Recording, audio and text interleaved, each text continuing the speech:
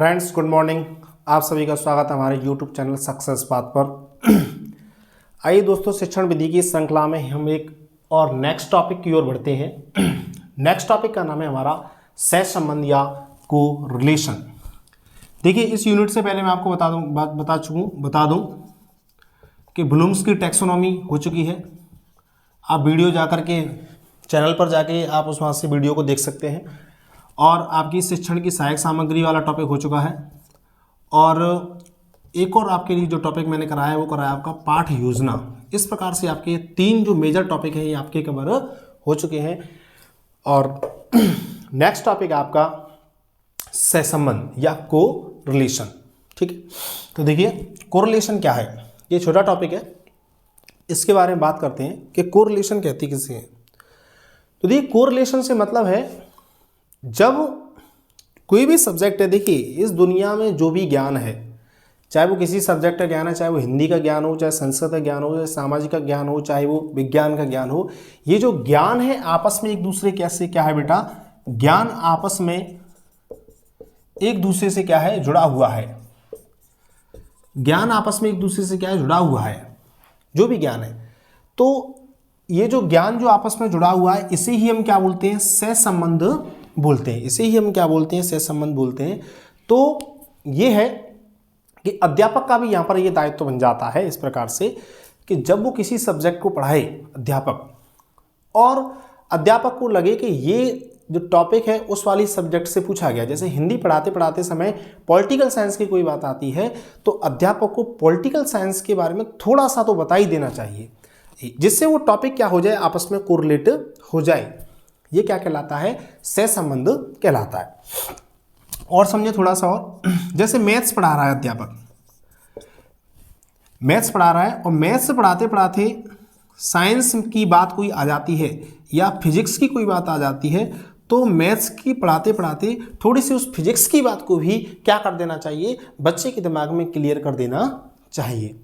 इस प्रकार से जब जो विद्यार्थी ज्ञान प्राप्त करेगा उसका ज्ञान आपस में इंटरकनेक्टेड होगा, आपस में उसका जो ज्ञान होगा वो आपस में क्या हुआ होगा, जुड़ा हुआ आपस में ज्ञान होगा। आपस में वो ज्ञान जुड़ा हुआ होगा। ठीक है, तो इसे हम क्या बोलते हैं, सहसंबंध बोलते हैं। सहसंबंध के बारे में बात करें, सहसंबंध की जो जनक है, सहसंबंध दिया किसने, तो सहसंबंध के बारे में बात करें तो सहसंबंध की जो जनक है वो है हर्बर्ट स्पेंसर। कौन है, हर्बर्ट स्पेंसर। सहसंबंध को देने वाले विद्वान का नाम है हर्बर्ट स्पेंसर। सहसंबंध का एक और दूसरा नाम यह है कि सहसंबंध को हम समवाय के सिद्धांत के नाम से भी जानते हैं।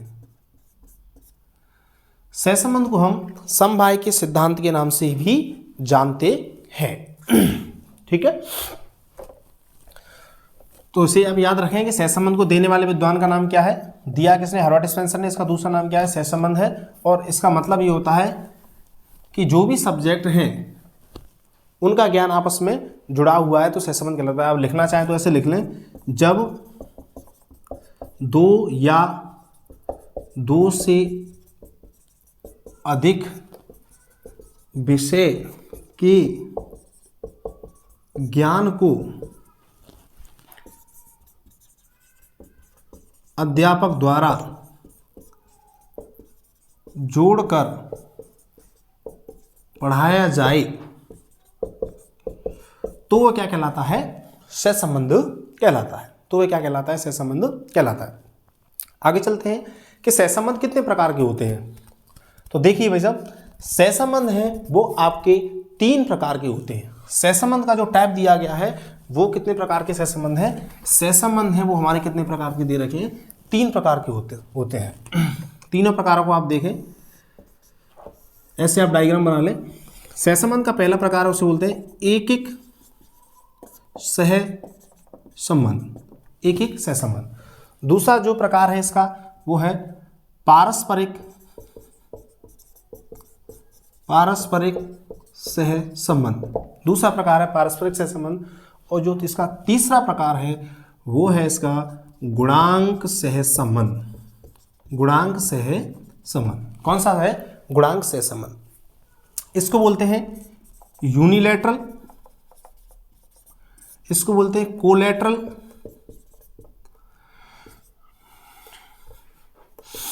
Unilateral, collateral and multilateral. Multilateral को रिलेशन। आइए इसके बारे में पहले बारी बारी से समझते हैं कि एक एक सहसंबंध है तो इसका नाम एक एक सहसंबंध कैसे पड़ा है इसको समझते हैं। एक एक सहसंबंध से मतलब ये होता है कि एक विषय की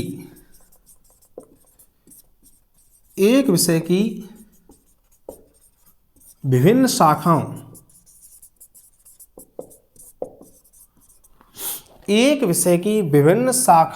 के ज्ञान को आपस में से संबंधित करना। इसको बात को समझें। एक सब्जेक्ट हो कोई आपकी और उसकी कौन सी शाखा हो, विभिन्न शाखाएं हो, उसकी जो काफ़ी सारी शाखा हो, उनके ज्ञान को आपस में हम क्या करते हैं, कोरिलेट कर दें, तब वो हमारा कौन सा सहसंबंध कहलाएगा, एक एक सहसंबंध कहलाएगा। तो गुरुजी हमारी समझ में नहीं आया, एग्जाम्पल से बताओ। तो देखिए इसके लिए आप एग्जाम्पल देखें। एग्जाम्पल इसमें क्या रहेगा, एग्जाम्पल इसमें ये रहेगा कि जैसे मैथ सब्जेक्ट है, एग्जाम्पल समझें, जैसे कि मैथ्स है, मैथ सब्जेक्ट के अंदर अंकगणित भी है, बीजगणित भी है, रेखागणित भी है और समाकलन है, अवकलन है। ये सारे क्या दे रखे हैं, आपके गणितों के प्रकार दे रखे हैं। यदि कोई अध्यापक ऐसा है कि अंकगणित पढ़ाते पढ़ाते बीजगणित की बात भी बता दे, बीजगणित पढ़ाते पढ़ाते रेखागणित की बात भी बता दे, इस प्रकार से अंकगणित में, बीजगणित में, रेखागणित में समाकलन पढ़ाते पढ़ाते अवकलन की बात बताए और अवकलन पढ़ाते पढ़ाते किसकी बात बताए, वो समाकलन के बारे में बताए, तब वो जो सहसंबंध है आपका कौन सा कहलाएगा, एक एक सहसंबंध कहलाएगा। क्योंकि यहाँ पर जो चर्चा की जा रही है पूरी की पूरी एक सब्जेक्ट के अराउंड चर्चा की जा रही है कि उस सब्जेक्ट में क्या क्या इंक्लूड होता है। ठीक है, तो देखिए ये जो सिस्टम है, आपने देखा है कि ये जो सिस्टम है, इनका जो कोरिलेशन है एक लंबवत रूप में हो गया है। जैसे इसका इससे रिलेशन है, इससे, इसका इससे है, इसका इससे है, इस प्रकार से ये जो रिलेशन है इस रूप में हो गया है। किस रूप में हो गया है, इस रूप में हो गया, लंबवत रूप में हो गया है। तो इसीलिए एक एक सहसंबंध को हम लंबवत सहसंबंध या इसको हम अनुप्रस्थ सहसंबंध भी कहते हैं। अनुप्रस्थ सहसंबंध, आप इनको याद करके रखें, यहाँ से क्वेश्चन गारंटेड पूछे जाएंगे, क्योंकि मैं आपको कोरिलेटेड करके बता रहा हूँ इस बात को। देखिए संबंध यहाँ पर कैसा बन गया, आपस में लंबवत बन गया। ठीक है, आपस में संबंध कैसा बना है, इस प्रकार से बन रहा है, नीचे की साइड बनता जा रहा है, इस प्रकार से रिलेशन है, तब ये क्या कहलाएगा आपका, लंबवत है। तो इसीलिए लंबवत सहसंबंध है। और लंबवत का ये दूसरा नाम होता है अनुप्रस्थ होता है। क्या होता है, अनुप्रस्थ होता है, इसीलिए इसे अनुप्रस्थ सहसंबंध भी कहते हैं। और एक ही विषय के बारे में चर्चा हो रही है, इसीलिए इसका नाम क्या हो गया, एक एक सहसंबंध, यूनिलैटरल। ठीक है, यहां से आपके क्वेश्चन पूछे जाएंगे, इनको आप याद रखना कि एक एक सहसंबंध का दूसरा नाम क्या है, या लंबवत सहसंबंध किसे कहते हैं, लंबवत सहसंबंध किसे कहते हैं। तो उत्तर क्या रहेगा आपका, एक एक सहसंबंध। एक ही विषय की विभिन्न शाखाओं के बारे में अध्यापक पढ़ाता है, तब वो कौन सा सहसंबंध कहलाता है, तो एक विषय की विभिन्न शाखाओं के बारे में पढ़ाए तब वो आपका एक एक सहसंबंध कहलाता है। ठीक है, एक एक सहसंबंध के बाद हम चर्चा करेंगे पारस्परिक सहसंबंध की। कौन से की, पारस्परिक सहसंबंध। पारस्परिक से मतलब है कि एक विषय की एक ही शाखा, एक विषय की, ऐसे कर लेते हैं, एक विषय की एक ही शाखा के बारे में ज्ञान दिया जाए।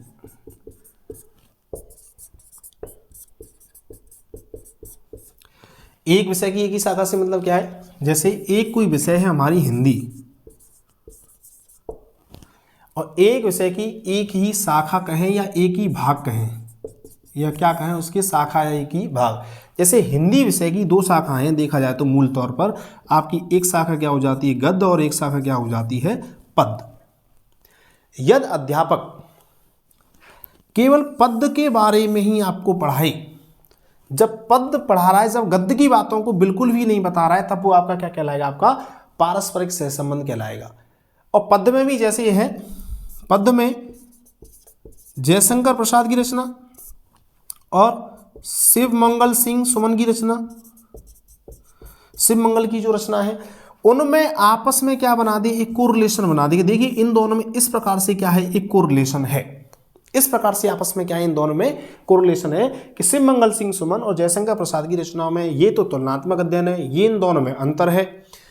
तो बात यह है कि जब एक विषय की एक पार्ट के ऊपर बात की जा रही, कौन सा पार्ट, केवल पद्य भाग के पार्ट के ऊपर बात की जा रही है, तब वो आपका पारस्परिक सहसंबंध कहलाता है। कौन सा सहसंबंध कहलाता है, पारस्परिक।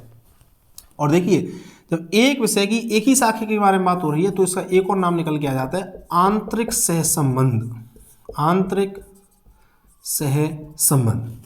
कि एक ही विषय की एक ही शाखा के अंदर हम जा रहे हैं तो ये क्या कहलाएगा, आंतरिक सहसंबंध कहलाएगा। ठीक है, नेक्स्ट पार्ट में चलते हैं गुणांक सहसंबंध की ओर। किसकी ओर, गुणांक सहसंबंध। मल्टीलैटरल, मल्टीलैटरल से मतलब है कि विभिन्न विषयों का ज्ञान, विभिन्न विषयों की ज्ञान का आपस में सहसंबंध। विभिन्न विषयों के ज्ञान से क्या मतलब है, जैसे मैथ्स पढ़ाएं, मैथ्स पढ़ाते पढ़ाते कोई साइंस की बात आ गई तो साइंस की बात ही बता दी, साइंस पढ़ाते पढ़ाते कोई एसएस की बात आ गई तो एसएस की बात भी बता दी। इस प्रकार से रिलेशन मल्टी सब्जेक्ट्स के अंदर हम बता दें, रिलेशन रहेगा। मैथ्स हो गया, मैथ्स हो गया, मैथ्स के बाद साइंस होगी, साइंस के बाद क्या हो गया, सोशल साइंस हो गया। जब दो दो तीन तीन विषयों के अंदर, मतलब अब यहाँ पूरी की पूरी विषय चेंज हो रही हैं और उन दोनों का ज्ञान आपस में हम क्या कर रहे हैं, इंटरकनेक्ट कर रहे हैं, तब वो आपका क्या कहलाता है, आपका मल्टीलैटरल या गुणांक सहसंबंध कहलाता है। जैसे हिंदी पढ़ाई हमने, हिंदी पढ़ाते समय पॉलिटिकल साइंस की बातें भी आप कुछ बता रहे हो कि हिंदी जो भाषा है संविधान के इतने अनुच्छेद में दी गई है, हिंदी को जैसे राष्ट्रीय भाषा का दर्जा नहीं है, संविधान इसके बारे में ये बात कहता है। आप ये कुछ ऐसा बता रहे हैं तो हिंदी को आपने पॉलिटिकल साइंस से कनेक्ट कर दिया। कैसे कनेक्ट कर दिया, पॉलिटिकल साइंस। तो यहाँ दो सब्जेक्ट हो गई, एक हिंदी हो गई, क्या होगी, पॉलिटिकल होगी। हिंदी और पॉलिटिकल होगी तो ये क्या कहलाया, गुणांक सहसंबंध, मतलब मल्टीलैटरल कहलाया।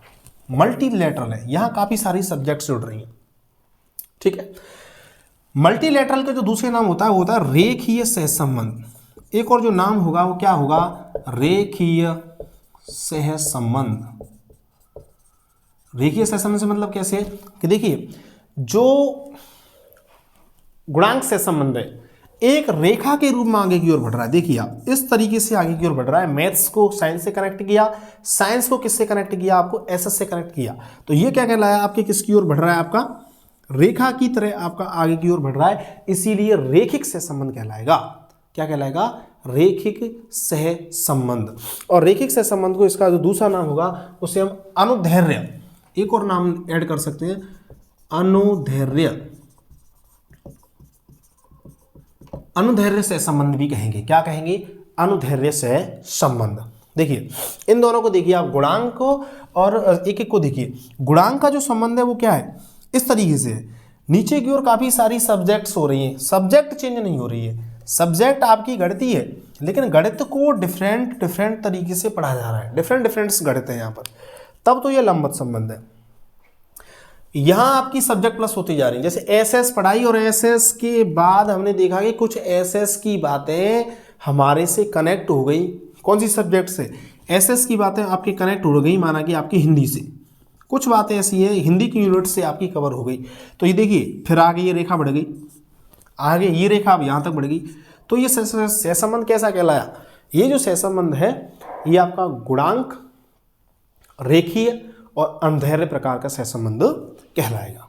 ठीक है, यहां से आपसे क्वेश्चन पूछे जाते हैं कई प्रकार के कि एक अध्यापक को मुख्यतः कौन से सहसंबंध के साथ पढ़ाना चाहिए। तो देखिए मैं आपको बता दूं, एक अध्यापक को हमेशा ये कोशिश करनी चाहिए कि हम मल्टीलैटरल या गुणांक सहसंबंध के साथ पढ़ाएं, क्योंकि गुणांक सहसंबंध से जब आप पढ़ाते हो तो विद्यार्थी की अच्छे तरीके से समझ में आता है कि यार मैथ्स साइंस से रिलेटेड है और हिंदी आपकी किससे रिलेटेड है, हिंदी से रिलेटेड है, हिंदी आपकी संस्कृत से रिलेटेड है। इस प्रकार से जब उसकी समझ में आ रही है तो वो समझ पाएगा हाँ कि ज्ञान को प्राप्त करना सरल है, क्योंकि सारा का सारा ज्ञान है वो एक दूसरे से क्या है, सहसंबंधित ही है, एक दूसरे से आपस में जुड़ा हुआ है। ठीक है, और आगे चलते हैं इस टॉपिक में क्या है।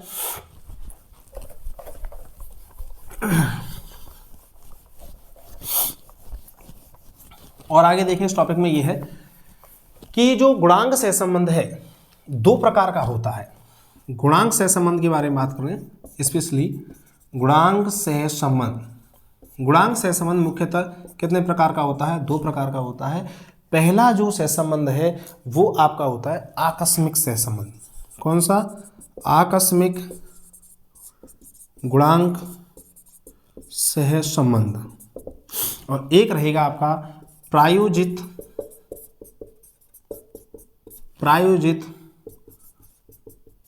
या गुणांक सहसंबंध। प्रायोजित गुणांक सहसंबंध। आकस्मिक से मतलब क्या है? आकस्मिक से मतलब यह है कि आप इस बात की बिल्कुल भी प्लानिंग करके नहीं आए कि जैसे कि मैं हिंदी विषय को पढ़ा रहा हूं तो मुझे यहां पर पॉलिटिकल साइंस की भी कुछ बातें बतानी पड़ेंगी, ठीक है ना, तभी आपका कौन सा सहसंबंध कहलाया? आकस्मिक सहसंबंध कहलाया। जैसे कि आप पूर्व में कोई प्लान करके नहीं आए, पूर्व प्लान नहीं है और फिर भी आप टॉपिक को क्या कर देते हो, सहसंबंधित आप कर देते हो। पूर्व प्लान नहीं है फिर भी आप टॉपिक को क्या कर रहे हो, सहसंबंध कर रहे हो, तो आपका गुणांक सहसंबंध कहलाएगा। जैसे हिंदी पढ़ाई थी और हिंदी पढ़ाई और पॉलिटिकल साइंस की बातों को हम लोग बताना पड़ा और पॉलिटिकल साइंस में हमें ये बताना पड़ा कि हमारा जो हिंदी है, हिंदी हमारी राष्ट्रीय भाषा का दर्जा नहीं है, हिंदी हमारी राष्ट्रीय भाषा का दर्जा नहीं है।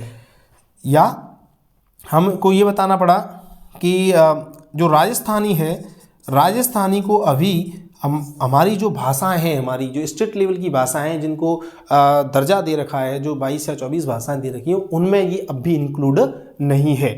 तो हिंदी पढ़ाने जा रहे थे और हिंदी के साथ साथ हमने पॉलिटिकल साइंस की बातों को भी कवर कर लिया है, तब वो ऐसा कौन सा सहसंबंध कहलाएगा? आकस्मिक सहसंबंध। एक होता है प्रायोजित गुणांक सहसंबंध। प्रायोजित गुणांक सहसंबंध से मतलब ये है कि हम पूर्व में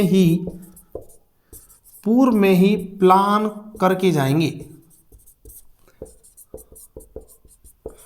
भाई हम पूर्व में ही प्लान करके जाएंगे, हम पहले ही प्लानिंग कर लेंगे कि हमें इस टॉपिक को पढ़ाना है और इन वाले टॉपिक्स को हमें कोरिलेटेड करना है, जाकर ही क्या करना है, कोरिलेटेड करना है। तो जब पूर्व में ही प्लान करके आप आ रहे हैं घर से, प्रायोजित, या इसका एक और नाम हो सकता है नियोजित, या एक और इसका नाम हो सकता है व्यवस्थित, ये तीनों ही नाम इसके हैं।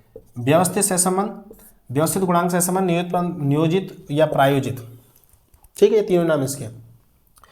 पूर्व में ही प्लान करके जाएं हम कि भाई हम जब मैथ्स पढ़ाएंगे, मैथ्स में कुछ साइंस की बातें आती हैं या सोशल साइंस की बातें आती हैं, तो हम उस टॉपिक को वहीं की वहीं कवर करा देंगे। जैसे साइंस और सोशल साइंस में मैं बता दूं आपके कई सारे टॉपिक आपके मैच करते हैं। जैसे यहाँ पर एक जो आता है ना ऊर्जा के स्रोत, ऊर्जा के स्रोत वाला टॉपिक आपका यहाँ भी मिलेगा, आपको यहाँ भी मिलेगा। जैसे ऊर्जा के स्रोत कौन से हैं, परंपरागत हैं और गैर परंपरागत हैं।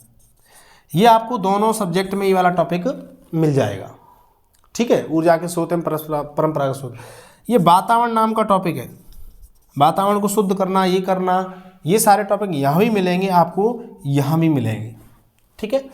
तो जब प्लान ऐसा हो कि उसके बारे में हम पूर्व में ही डिसाइड कर दें कि हम इस काम को ऐसे करेंगे, तब तो कहलाएगा नियोजित या प्रायोजित प्रकार का। और एक ऐसा सहसंबंध जिसके बारे में हम आकस्मिक रूप से हम पढ़ा रहे हैं, पढ़ाते पढ़ाते हमें बताना पड़ रहा है, तब वो क्या कहलाएगा, हमारा आकस्मिक सहसंबंध कहलाएगा। अब देखिए इस टॉपिक से क्या क्या क्वेश्चन अब तक बन चुके हैं और क्या क्या इससे बनने की संभावना है, मैं आपको बता देता हूं। तो देखिए यहाँ से जो कुछ क्वेश्चंस बन चुके हैं, पहले मैं आपको वो बताऊंगा कि यहाँ से देखिए कौन कौन से क्वेश्चन बन चुके हैं। तो क्वेश्चन देखें आप कि पहला क्वेश्चन ये आ चुका है कि अध्यापक को क्लासरूम के अंतर्गत कौन से सहसंबंध को प्रयोग करना चाहिए। कौन सा सहसंबंध प्रयोग करना चाहिए? तो कौन सा सहसंबंध प्रयोग होता है आपका? ऑप्शन आएगा एकिक, गुणांक या पारस्परिक। तो अभी आपको बताया कि क्लासरूम के अंदर मोस्टली क्या है, आपको गुणांक सहसंबंध को प्रयोग करना चाहिए, क्योंकि हिंदी पढ़ाते समय ऐसा होगा, जब हिंदी पढ़ा रहे हैं तो हो सकता है विज्ञान की कोई ऐसी बात आ जाए तो आपको विज्ञान को ही वहाँ पर आपको बताना पड़ेगा। ठीक है, तो गुणांक सहसंबंध। क्वेश्चन देखिए दूसरा यहाँ से क्या आया है या क्या यहाँ से बनने वाला है। यहाँ से क्वेश्चन ये आया है कि एक विषय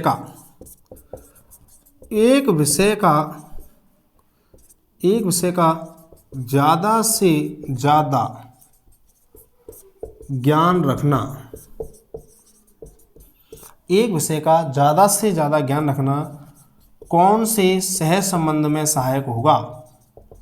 कौन से सहसंबंध में सहायक होगा? एक विषय का ज़्यादा से ज़्यादा ज्ञान, ऑप्शन गुणांक, ऑप्शन एकिक, ऑप्शन है आपका पारस्परिक, और नंबर 4 इनमें से कोई नहीं करके।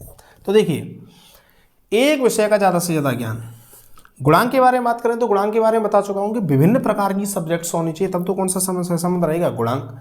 बट लेकिन यहाँ कहा कि एक विषय का ज़्यादा से ज़्यादा, एक सब्जेक्ट है उसका ज़्यादा से ज़्यादा ज्ञान का मतलब है कि जैसे कि आपको मैथ्स विषय है और मैथ्स के बारे में आपको सब कुछ आता है, मतलब बहुत सारे गणितों का ज्ञान है। जैसे मैंने आपको भी बताए थे, जैसे अंकगणित का, बीजगणित का, समाकलन का, अवकलन का, रेखा गणित का, ठीक है, एक वेक्टर करके चलता है, वेक्टर का, त्रिकोणमिति का, आपको अच्छे तरीके से क्या है ज्ञान है।